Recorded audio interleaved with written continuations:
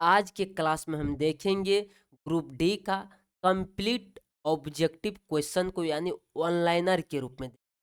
यानी 2025 में जो क्वेश्चन पूछा गया है 101 शिफ्ट में, यानी जो बायोलॉजी का पूछा गया है टोटल, यानी साइंस में बायोलॉजी का कंप्लीट हम देखेंगे, वन लाइनर के रूप में देखेंगे और फास्ट रिवीजन करेंगे। यानी इस क्लास का मकसद है यानी फास्ट रिवीजन। यदि इनको आप देख करके चल जाते हैं तो आपको बायोलॉजी में प्रश्न छूटने की संभावना नहीं रहेगी। और बात कर ले हम तो यहाँ साइंस का हमने कंप्लीट इसी तरीका से हमने कंप्लीट करेंगे, केमिस्ट्री का भी और साथ ही साथ फिजिक्स का भी। आप लोग बने रहने का प्रयास कीजिए। चलिए तो स्टार्ट करते हैं आज की क्लास को। आज की क्लास में हम देखेंगे जीव विज्ञान कोशिका विज्ञान से प्रश्न जो पूछा गया था 148 क्वेश्चन इससे पूछा गया था टोटल। इन्हीं सारे को हम देखेंगे 148 क्वेश्चन। अब देखिए यहाँ पे हम स्टार्ट करते हैं आज के क्लास। आप देखिए पहला नंबर से क्वेश्चन देखिए, करीब जो है ना इसमें हम कितना क्वेश्चन होगा तो करीब जो है ना लगभग जो है ना 1000 के आसपास। 1000 तो नहीं कहेंगे, 850 हम कह 850 के आसपास जो है ये टोटल क्या होगा क्वेश्चन है यहाँ पे। देखिए पहला नंबर कहता है कि संयोजी ऊतक में कोशिकाओं की एक दूसरे के सापेक्ष संबंधित स्थिति क्या होती है। यानी कह रहा है कि क्या होती है संयोजी ऊतक में कोशिकाओं की एक दूसरे के सापेक्ष संबंधित स्थिति क्या होती है। तो एक दूसरे से क्या होती है, दूर, बहुत, एक दूसरे से बहुत दूर होती है। क्या होती है, एक दूसरे से बहुत दूर होती है। ठीक ना, इसको आप ध्यान में रखिए। अब यहाँ पर हम देख लेते हैं दूसरा नंबर क्वेश्चन को। अरे गोल्जी उपकरण को बनाने वाली चपटी ढेर किए गए थैलियों को क्या नाम दिया गया। यानी कर गोल्जी उपकरण को बनाने वाली चपटी ढेर किए गए थैलियों को क्या नाम दिया गया। ये जो नाम दिया गया सिस्टर्नी नाम दिया गया। क्या नाम दिया गया, सिस्टर्नी नाम दिया। ठीक ना। अब यहाँ पर हम देख लेते हैं तीसरा नंबर क्वेश्चन को, निम्नलिखित में से कौन सी विशेषताएं सूक्ष्मदर्शी के नीचे सभी कोशिकाओं द्वारा प्रदर्शित होती है। सभी कोशिकाओं द्वारा प्रदर्शित होती है। फिर से देखिए, निम्नलिखित में से कौन सी विशेषताएं सूक्ष्मदर्शी के नीचे सभी कोशिकाओं द्वारा प्रदर्शित होती है। यानी कि सूक्ष्मदर्शी के नीचे जो है सभी कोशिकाओं द्वारा प्रदर्शित केवल प्लाज्मा झिल्ली और कोशिका द्रव्य होता है। कौन सी, केवल प्लाज्मा झिल्ली और कोशिका द्रव्य। अब यहाँ पे देखेंगे हाइपोटोनिक विलयन में पादप ऊतकों की तुलना में तुरंत ऊतकों जंतु ऊतकों के लिए निम्नलिखित में से कौन सा कथन सही है।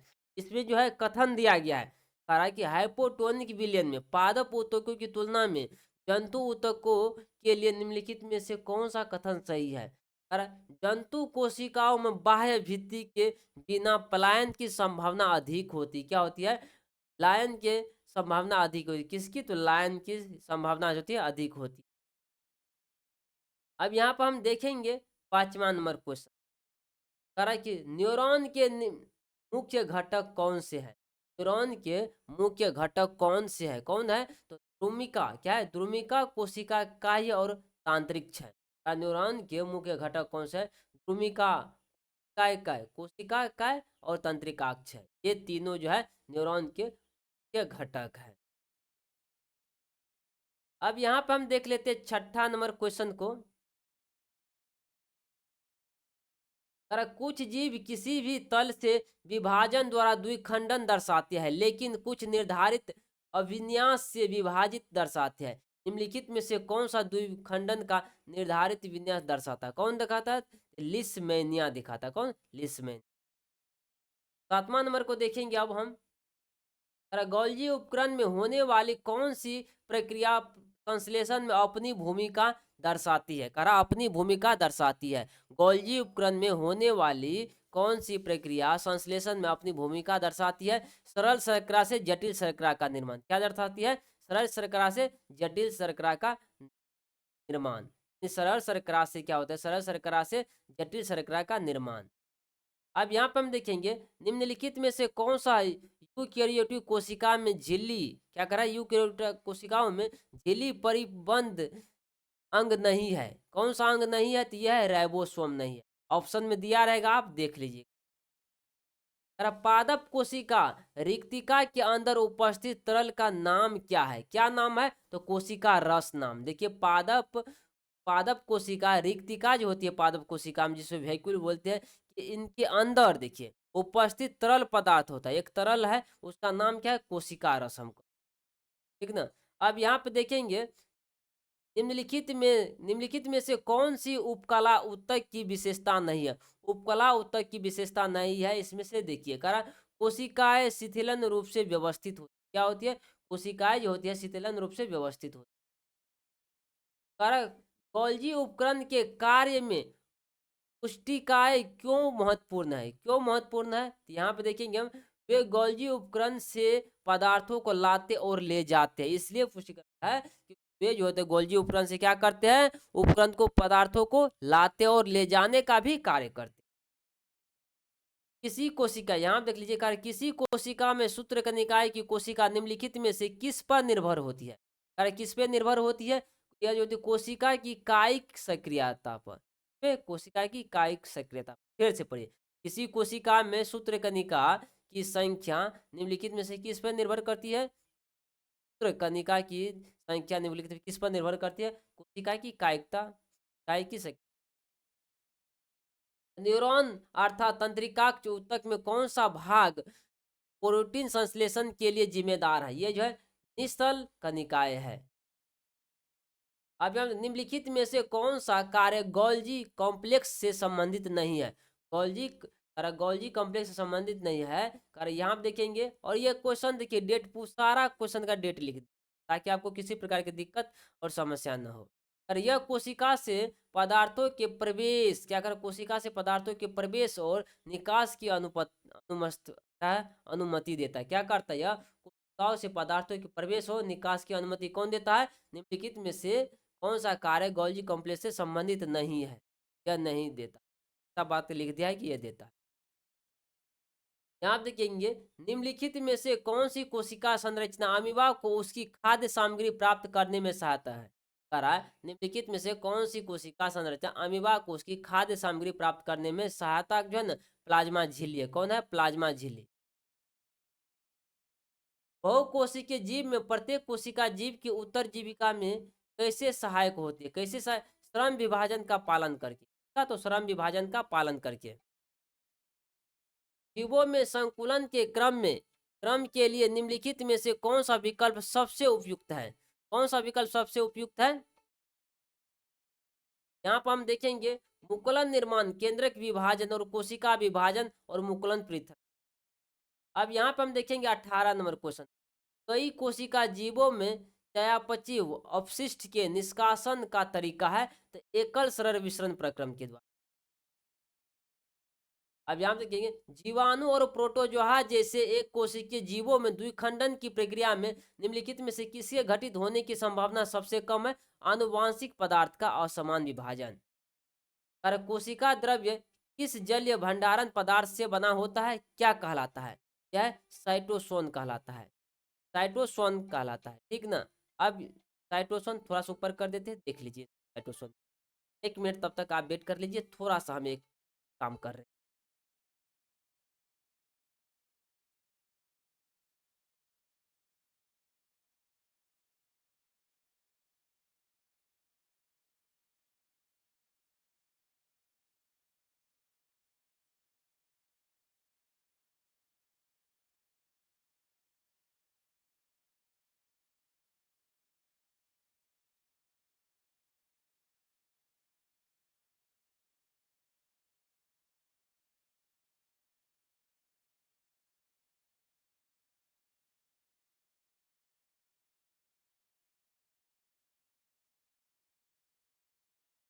तो देखिए अगला क्वेश्चन क्या कह रहे हैं, और हम देख लें।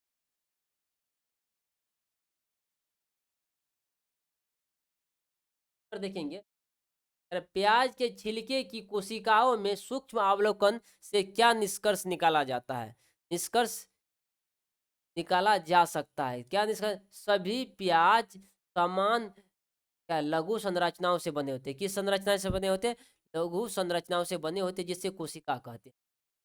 अब अगला 22 नंबर, करा रिक्तिकाओं के संबंध में निम्नलिखित में से कौन सा कथन गलत है? गलत जो है इसमें करा रिक्तिकाएं कोशिका में प्रोटीन संश्लेषण के लिए होती है। नहीं, रिक्तिका में तो नहीं होता, इसमें क्या होता है, जल रहता है।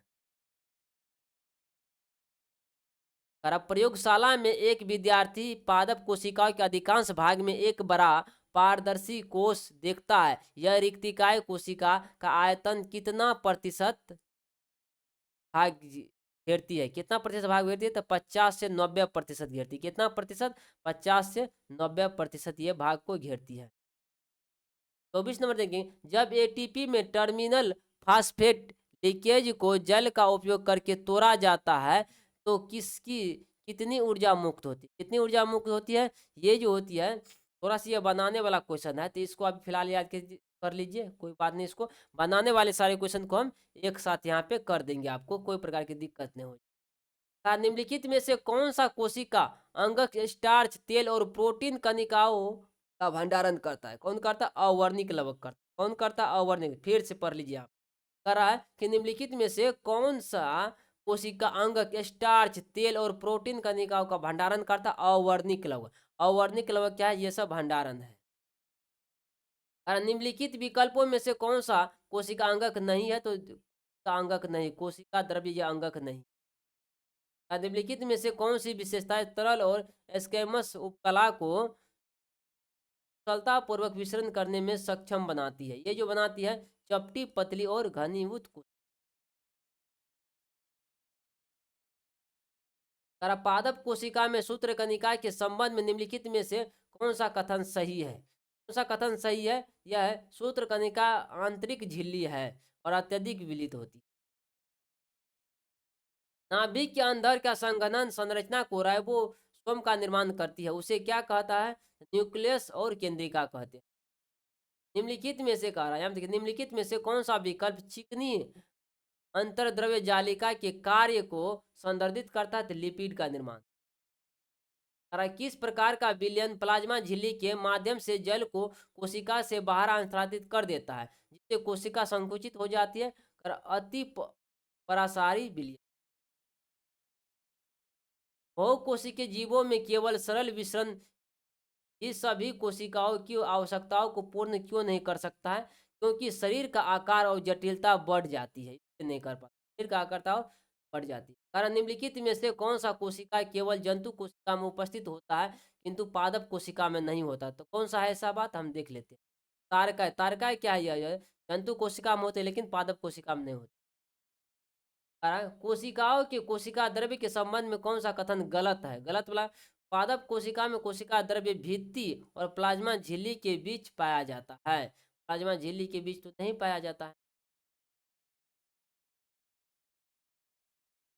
विभिन्न प्रकार की कोशिकाओं की आकृति और कार्य के संबंध में कौन सा कथन गलत है? पेशीय कोशिका रक्त में प्रवाह सहायता के लिए चपटी और गोलाकार होती है, ये बात गलत। कोशिका विभाजन की किस विधि द्वारा द्विगुणित सूत्रों को अगुणित युग्मक में विभाजित किया जाता? और सूत्री विभाजन द्वारा।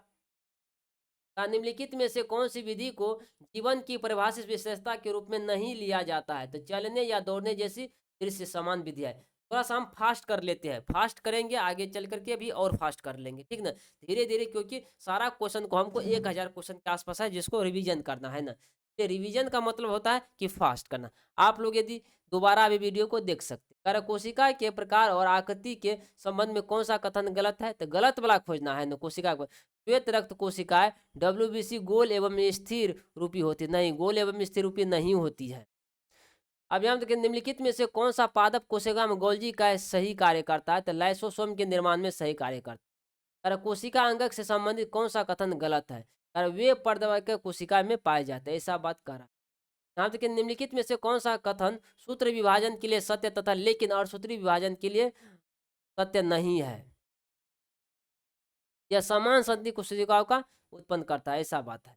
कारण कि रुक्ष अंतर्द्रव्य जालिका से जुड़ी संरचना ए राइबोसोम का प्राथमिक कार्य क्या है? राइबोसोम का प्राथमिक कार्य प्रोटीन का निर्माण। क्या करते हैं राइबोसोम? प्रोटीन का निर्माण करते हैं। और निम्नलिखित में से किस कोशिका अंगक का अपना स्वयं डीएनए नहीं होता है? लाइसोसोम में डीएनए नहीं होता, याद रखिएगा। डीएनए किस में नहीं होता है? डीएनए जो होता है यह राइबोसोम में नहीं पाया जाता। निम्नलिखित में से कौन सा कोशिका कोशिकीय प्रजनन में मदद करता है? तो नाभिक करता है। कौन करता है? नाभिक करता है, यानी न्यूक्लियस। समसूत्री विभाजन संतति कोशिकाओं के गुणसूत्रों की तुलना जनक कोशिकाओं के गुणसूत्रों की किस प्रकार की जाती है? तो संतति कोशिकाओं में गुणसूत्रों की जनक कोशिका के समान होती है। न्यूरॉन के उस लंबे रेशे जैसे भाग का नाम क्या है जो कोशिका इकाई के संकेतों को दूर ले जाता है? यह तांत्रिक अक्ष है। ऑप्शन नंबर हम यहाँ तांत्रिक अक्ष। सूक्ष्मदर्शी देखने पर प्रत्येक कोशिका में इनमें से कौन सी आकृति दिखाई देती है? ये कोशिका झिल्ली दिखाई देती है। प्रोकैरियोटिक कोशिका यूकेरियोटिक कोशिकाओं से निम्नलिखित में से किसमें भिन्नता होती है? यह जो होती है झिल्ली युक्त केंद्र का अभाव होता है। निम्नलिखित में से किस कोशिका अंगक में कुंडिका होते हैं और लयनकाय निर्माण में शामिल होते हैं? यह जो गोल्जी उपकरण। कोशिका में से बाहरी गोलाकार संरचना कौन सी है जो पदार्थ को विनिमय के लिए छल्लों वाली झिल्ली से घिरी होती है? केंद्रक और दोहरी। सूक्ष्मदर्शी द्वारा अवलोकन की गई यूकेरियोटिक कोशिका में दिखाई देने वाले तीन मुख्य घटक जो होते हैं प्लाज्मा झिल्ली, केंद्रक झिल्ली और कोशिका द्रव्य। कौन सी घटना प्रसरण में निम्नलिखित भित्ति में भूमिका को दर्शाती है? ये जो दर्शाती है, क्या दर्शाते हैं? जीवित पादप कोशिका अलग जल त्याग पर देखा जाने वाला जीव द्रव्य संकुचन। तंत्रिक कोशिकाओं में कोशिका काय से जुड़े कई छोटे शाखित भाग या प्रक्रिया होती है जिन्हें क्या कहा जाता है? दूमिका कहते हैं। चिकनी अंतःद्रव्य जालिका से सही कार्य का चयन करें। लिपिड का संश्लेषण। केंद्रक के संबंध में कौन सा कथन सही नहीं है? केंद्रीय झिल्ली एक अरंध्रीय और डेल्टा संरचना। और कोशिका आकार के संबंध में निम्नलिखित में से कौन सा कथन सही है? यह जो है कोशिका का आकार उसके कार्य से संबंधित होता है और जीव के आकार से संबंधित नहीं होता है। निम्नलिखित में से कौन सी कोशिका जलाशय में परिवर्तन करके अपना आकार बदलती है? तो पादप कोशिका बदलती है। जलाशय में पादप कोशिका। यदि कोशिका विभाजन द्वारा उत्पत्ति को दो संतति को संरचना में मालूमी अंतर दिखाई देता है, डीएनए प्रतिलिपि के दौरान कौन सी प्रक्रिया इन विशेषताओं का कारण जो है जैव, यहाँ आप देखेंगे जैविक रासायनिक अभिक्रियाओं को आंतरिक विश्वासने के कारण प्रतिलिपि के दौरान मामूली भिन्नता। निम्नलिखित में से कौन सी संरचना रुक्ष अंतःद्रव्य जालिका झिल्ली के पृष्ठ पर उपस्थित होता है? तो राइबोसोम। माइटोकॉन्ड्रिया में स्वयं का डीएनए और राइबोसोम में पाए जाने के आधार पर के क्या कार्य है? ये क्या कार्य है? अपने स्वयं के कुछ प्रोटीन का बनना। निम्नलिखित में से कौन सा उत्तक नहीं है? लाल रक्त कणिकाएं उत्तक नहीं है। लवकों को सूक्ष्मदर्शी से आसानी से देखा जा सकता है क्योंकि यह बड़े होते हैं और इनमें वर्णक होते हैं।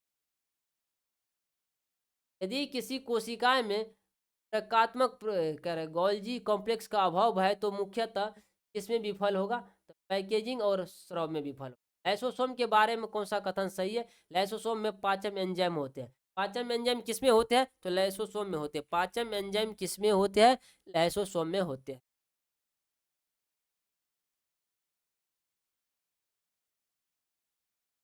कोशिका झिल्ली के आर पार CO2 तथा O2 जैसी गैसों का प्रसारण किस प्रक्रिया द्वारा की सांद्र की ओर होता है? ये जो होता है विसरण द्वारा उच्च सांद्र से निम्न सांद्र की ओर। रुक्षांश ER को चिकनी तथा ER से पृथक किया जा सकता है। पृथक जो किया जा सकता है करा RER में राइबोसोम की उपस्थिति, SER में अनुपस्थिति रहता है। गोल्जी उपकरण निम्नलिखित में से किस अंगक से संबंधित है? अंतःप्रजालिका, अंतःप्रद्रव्य जालिका। गोल्जी उपकरण कह रहा है कि कोशिका में लाइसोसोम की भूमिका जो होती है विजातीय पदार्थों का पाचन करना। लाइसोसोम क्या करते हैं? विजातीय पदार्थों का पाचन करते हैं। दृश्य केंद्रीय पेशीय गुठली क्या अंतर्द्रव्य जाली केवर और क्या प्रमुख है कोनकती जवाबदारी अस्ति है। ये जो है थोड़ा सा क्वेश्चन लगता है, कुछ त्रुटि नहीं है इसमें। लिपिड संश्लेषण करानी विषारी पदार्थ का कानून काढून है। काढून टाकना है। थोड़ा सा हमको डाउट हो रहा है, तो कोई बात नहीं, इसको देखेंगे बाद में, फिर आप समझ लीजिए। लेकिन पूछा तो गया है क्वेश्चन, निम्नलिखित में से कौन सा कोशिकीय अंगक पुस्तिकाओं में उत्पादन के भंडारण, संशोधन और पैकेजिंग का कार्य करता है? कौन करता है पैकेजिंग का कार्य? तो गोल्जी समझ। यहाँ देखेंगे, निम्नलिखित में से कौन सा कथन हाइड्रा जैसे जीवों में मुकुलन की प्रक्रिया का सही वर्णन करता है? कौन करता है सही वर्णन? करता एक मुकुलन नियमित कोशिका में विभाजन के कारण एक आभार के रूप में बनाता और परिपक्व होने पे अलग हो जाता है। अमीबा में द्विखंडन, अमीबा में द्विखंडन के दौरान निम्नलिखित में से कौन सा अंगक सबसे विभाजित होता है? केंद्रक विभाजित होता है। निम्नलिखित में से कौन सा विकल्प सामान्यतः न्यूरॉन का सबसे लंबा भाग बनता है? लंबा भाग जो बनता है तांत्रिकाक्ष बनता है। किसी जीव में कोशिका भित्ति का स्थान क्या होता है? किसी पादप कोशिका में प्लाज्मा झिल्ली के ठीक बाहर। अमीबा में विखंडन की प्रक्रिया के परिणाम स्वरूप किसका निर्माण होता है? तो ये जो होता है दो समान आकार की आनुवांशिक रूप से समान संतति कोशिका का। और दरिद्र प्रद्रव्य जालिका और चिकनी द्रव्य जालिका के बीच मुख्यतः अंतर किसकी उपस्थिति के कारण होता है? राइबोसोम के कारण होता है। तो कोशिका में राइबोसोम का प्राथमिक कार्य जो है बाहरी पदार्थों और घिसे हुए कोशिकाओं का पाचन। हालांकि निम्नलिखित में निम्नलिखित कौन सा कथन अंतर प्रद्रव्य जालिका के बारे में गलत है? अंतर प्रद्रव्य जालिका अपने अंदर आनुवांशिक सामग्री संग्रहित करती है। किस कण की उपस्थिति के कारण रुक्षांश अंतर्द्रव्य जालिका सूक्ष्मदर्शी से देखने पर रुक्ष दिखाई देता है? राइबोसोम। 1831 में किसने पहली बार केंद्र को कोशिका अंग के रूप में वर्णित किया था? रॉबर्ट ब्राउन ने। यूकेरियोटिक कोशिका के कोशिका द्रव्य में पाए जाने वाले सूक्ष्म नलिकाएं संरचनाओं के नेटवर्क को क्या कहते हैं? अंतर प्रद्रव्य जालिका। निम्नलिखित में से यहाँ देखिए, कारण कि निम्नलिखित में से कौन सा जीव के उत्तर का उदाहरण नहीं है? तो न्यूरॉन नहीं है। थोड़ा सा और फास्ट कर लेते हैं, धीरे धीरे हम क्या करेंगे फास्ट करते जाएंगे, क्योंकि इसको जो है ना हमको 1000 तक ले जाना, 850 के आसपास। निम्नलिखित में से कोशिका में लवक अनुपस्थित होते हैं? तो पेट से कोशिका में लवक अनुपस्थित होते हैं। क्या कथन ए पे विचार कीजिए, इष्ट कोशिकाओं से निकलने वाला छोटा बल्ब जैसा प्रक्षेपण मुकुलन कहलाता है। और यहाँ दूसरा पढ़ लेंगे हम, मुकुलन निर्माण की श्रृंखला इष्ट की मुकुलन की प्रक्रिया की जाती है। ए और बी दोनों सही है, दोनों कथन क्या है सही है। यहाँ देखेंगे अमीबा में पोषण की प्रक्रिया का सही क्रम अंतर्ग्रहण, फिर पाचन, फिर अवशोषण, फिर विभेदन होता है। न्यूरॉन के किस पादप में केंद्रक और कोशिका द्रव्य होता है? तो कोशिका काय होता है। यहाँ देख लेंगे केंद्रक विभाजन के बाद कोशिका द्रव्य की विभाजन के लिए प्रयुक्त शब्द क्या है? साइटोकाइनेसिस।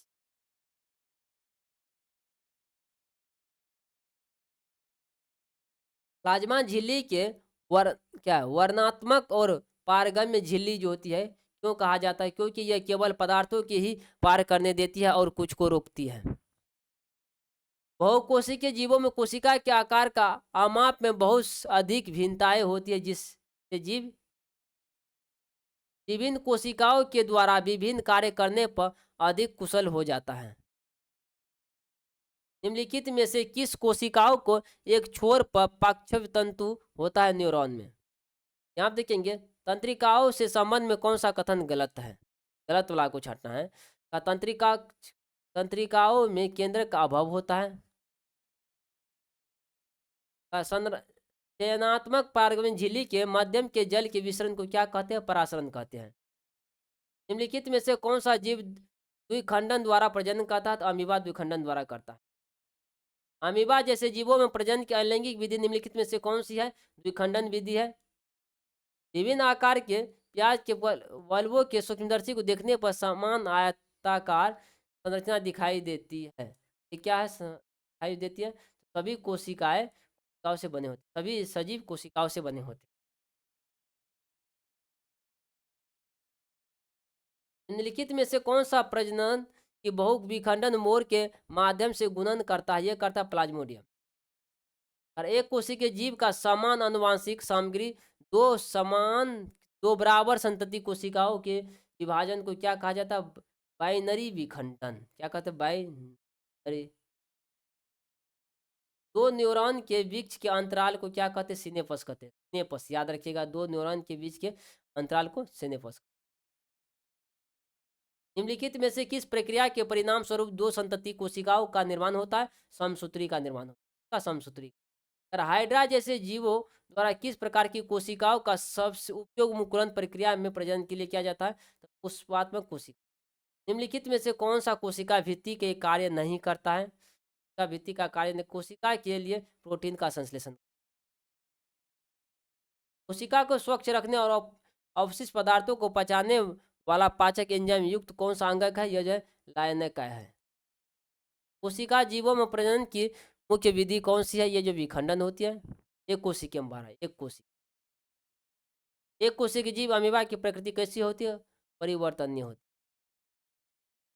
माइक्रोकोंडिया के समान प्लास्मिडों में भी स्वयं क्या पाए जाते हैं? डीएनए और राइबोसोम। कोशिका की प्रकृति और उसकी भूमिका के बीच संबंध का सर्वोत्तम वर्णन क्या है? कोशिका की आकृति उसके विशेष कार्य में सहायता करती है। कोशिका अंगक जिस जेली जैसे पदार्थ में लंबित होते हैं उसे क्या कहते हैं? उसे क्या कहते हैं? साइटोप्लाज्मा का। न्यूरॉन में डेंड्राइट का प्राथमिक कार्य क्या होता है?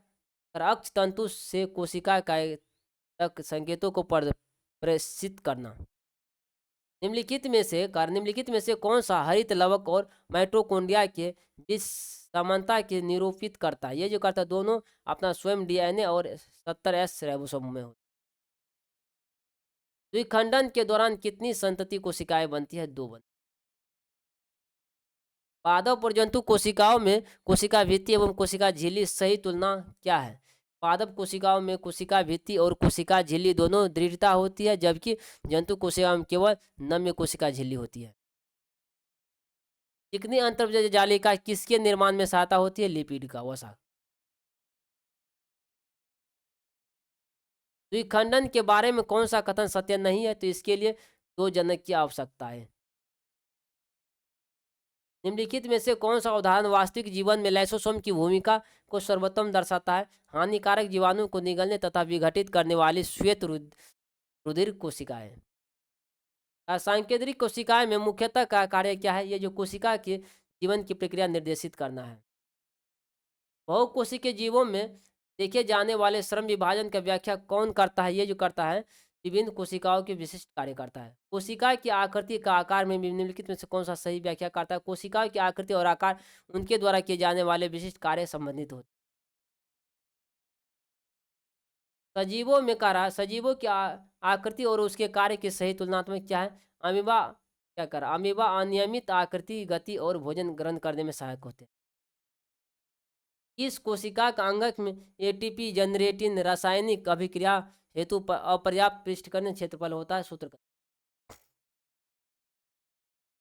कौन सा कोशिका अंग कोशिका के भीतर या बाह्य द्रव्य को संप्रेषित करने में तथा पोषण के लिए उत्तरदायी है? तो गोल्जी उपकरण है। बैक्टीरिया में जनक कोशिका का दो संतति निम्नलिखित में विभाजित होना किस विधि में आता है? द्विखंडन विधि। विभाजन में कह सकते हैं। तरह प्लाज्मा झिल्ली को वर्त पारगम्य क्यों कहा जाता है? यह केवल कुछ पदार्थों को ही भीतर या बाहर जाने देते, इसे पारगम्य। ऑक्सीजन जैसे सूक्ष्म अणु आसानी से कोशिका झिल्ली से क्यों गुजरते हैं जबकि बड़े अणु नहीं गुजरते? ऐसा बात क्या है? बताइए कारण। क्योंकि कारण कोशिका झिल्ली चयनात्मक पदार्थों के पारगम्य होते। एकापेशीय विभाजन को उन दो समान अन्य पेशी तैयार साथ, क्योंकि प्रत्येक पेशी गुणसूत्रजनक क्या है? ये प्रश्न भी थोड़ा सा लगता है छपने में कुछ देखना है, देख लेते हैं। त्याला कोणत्य प्रकारचे पेशी कोश विभाजन का अर्थ कुछ निकलता है? माइटोसिस। कोशिका विभाजन की वह विधि जिसमें जनन कोशिकाओं और गैर जनन कोशिकाओं की तुलना में डीएनए की आधी मात्राएं प्राप्त होती है, क्या कहलाते हैं? अर्धसूत्री। आधी अर्धसूत्री विभाजन का। रुक्ष अंतर प्रजालिका किस संरचना को धारण करती है, ये जो करती है किसकी संश्लेषण करती है? तो राइबोसोम का करती है, लेकिन कौन सा राइबोसोम? RER, उसके बाद में SER लिपिड।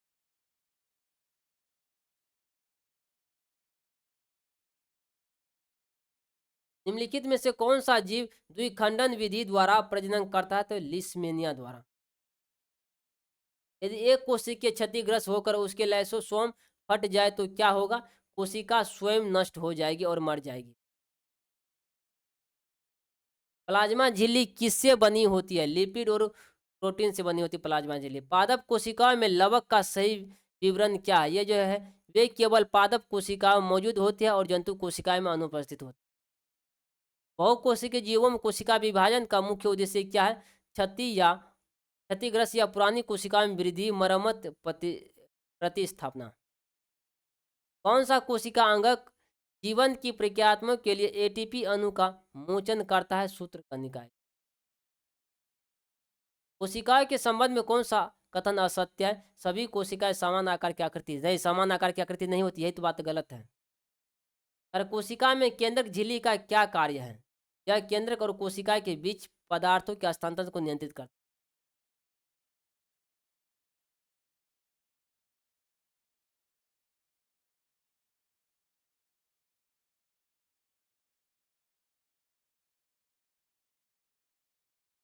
35 नंबर।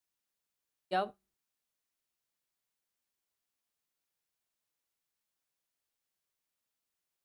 पादप और जंतु कोशिकाओं में रिक्तिकाएं की सही तुलना क्या है? सही तुलना जो है क्या है? पादप कोशिकाओं में बड़ी रिक्तिकाएं होती है, जबकि जंतु कोशिकाओं में छोटी रिक्तिकाएं होती है। क्या होती है? पादप में बड़ी रिक्तिकाएं, जंतु में छोटी रिक्तिकाएं होती है। कह रहा है कि एक कोशिकीय जीवों में द्विखंडन और बहुखंडन के बीच का अंतर क्या होती है? द्विखंडन को दो संतति का निर्माण में होता है, जबकि बहुखंडन से एक साथ कई संतति का निर्माण किया जा सकता है। कह रहा है कोशिका द्रव्य में सर्वोत्तम रूप से परिभाषित करने वाला विसरण कौन सा है? कौन सा विसरण? प्लाज्मा झिल्ली के अंदर तरल पदार्थ की मात्रा जिसमें कोशिकांग होते हैं। निम्नलिखित में से क्या जंतु कोशिकाओं में उपस्थित नहीं होता है? क्लोरोप्लास्ट नहीं होता है। क्लोरोप्लास्ट क्या होता है? नहीं होता। तो प्लाज्मा झिल्ली के भीतर तरल पदार्थ सामग्री को क्या कहा जाता है? तो कोशिका द्रव्य कहा जाता है। कोशिका द्रव्य। जीव द्रव्य करा पटला व्यतिरिक्त और वनस्पति पेशी मध्य में और खाली पैकिंग कोनरते बाह्य आवरण, ये क्या है? यहाँ पर हम बात करेंगे पेशी भी। न्यूक्लियॉन परमाणु में पाए जाने वाले अवर्ण परमाणिक कण होते हैं, इनमें क्या शामिल होते हैं? प्रोटॉन और न्यूट्रॉन शामिल होते हैं। जीवों में कई कोशिका के निर्माण को क्या कहते हैं? कोशिका विभाजन कहते हैं। क्या कहते हैं? कोशिका विभाजन कहते हैं। किस कोशिका को कोशिका की आत्मघाती थैली कहा जाता है? तो लाइसोसोम को आप जानते हैं, लाइसोसोम को। नाभिक के निकटम संघनन करा अभिरंजन रंजित करा के बाद जालीदार संरचनाओं को सर्वप्रथम किसने देखा था? कैमिलो गोल्जी ने देखा। कौन सा कोशिका अंगक एटीपी के रूप में ऊर्जा मुक्त करने के लिए उत्तरदायी है? तो माइटोकॉन्ड्रिया है।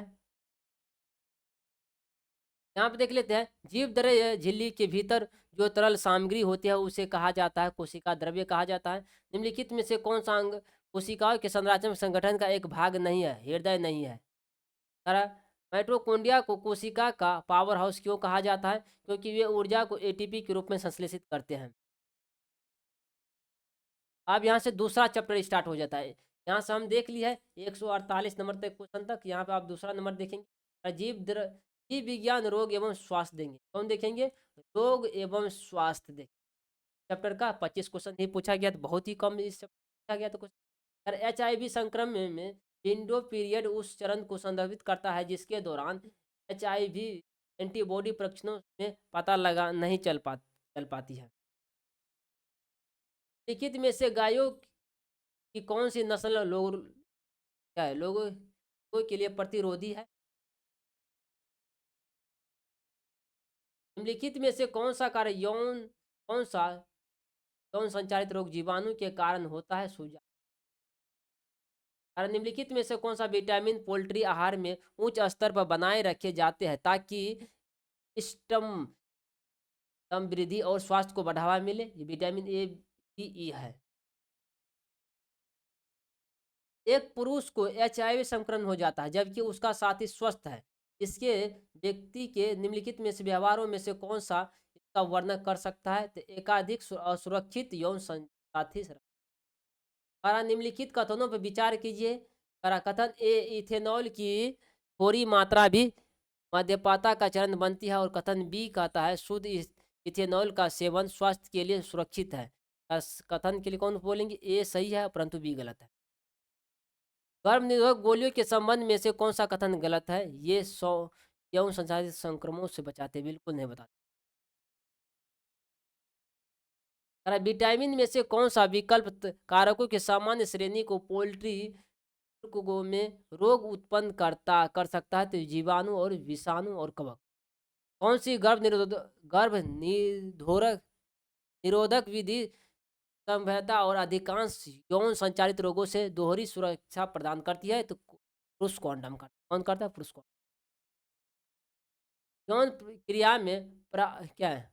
प्रगाढ़ शारीरिक संबंध स्थापित होते हैं, और ऐसे अनेक रोग हैं जिनका लैंगिक संशोधन हो जा सकता है। निम्नलिखित में से कौन सा रोग जीवाणु के कारण होता है? कौन होता है? गोनोरिया और सिफिलिस दोनों। हार्मोनल और शल्य चिकित्सा दोनों विधियों से बचने की इच्छा रखने वाले दंपति के लिए कौन सी गर्भ निरोधक विधि सबसे उपयुक्त है? उपयुक्त जो है कॉन्डम जैसे अवनिरोधक अवधियों का उपयोग। प्रजनक स्वास्थ्य के लिए असुरक्षित यौन संबंध बनाना क्यों महत्वपूर्ण है?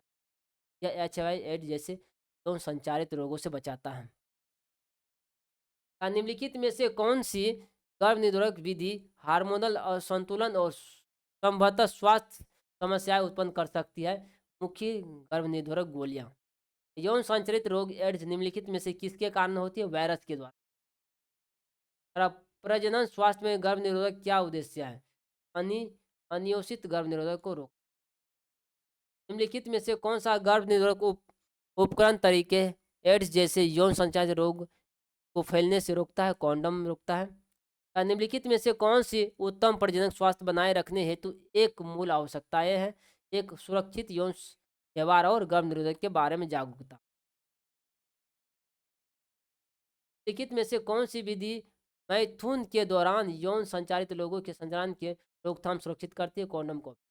निम्नलिखित में से कौन सा मानव रोग, मानव रोग कौन यौन क्रियाएं के दौरान संचालित हो सकती है? उपार्जित और प्रतिरक्षा न्यूनतम। एचआईवी संक्रमण के संचरण के लिए निम्नलिखित में से कौन से उत्तरदायी नहीं है? संक्रमित व्यक्ति को गले लगाना। यौन प्रक्रिया के दौरान कुछ यौन संचारित संक्रमणों के कारण संचरण को कैसे कम किया जा सकता है? संभोग के दौरान कॉन्डम जैसे सुरक्षित उपायों का उपयोग कर। एचआईवी संचरण के संबंध में निम्नलिखित में से कौन सा कथन असत्य है? ये जो एचआईवी क्रियाओं के संचालित हो सकता है। अब यहाँ देखेंगे निम्नलिखित में से कौन सा प्रजनन स्वास्थ्य को बनाए रखने में मदद करता है? कौन करता है बनाए रखने में मदद? यहाँ कहता है स्वास्थ्य शिक्षा और चिकित्सा देखभाल। निम्नलिखित में से कौन सा एचआईवी मानव प्रतिरक्षात्मक विषाणु के संचरण की रोकथाम में सहायक सुरक्षित और यौन संबंध विधि है?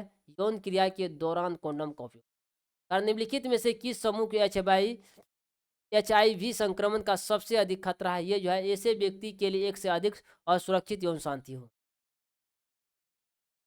अब यहाँ पे 115 क्वेश्चन इस चैप्टर में थोड़ा सा देखना पड़ेगा। इससे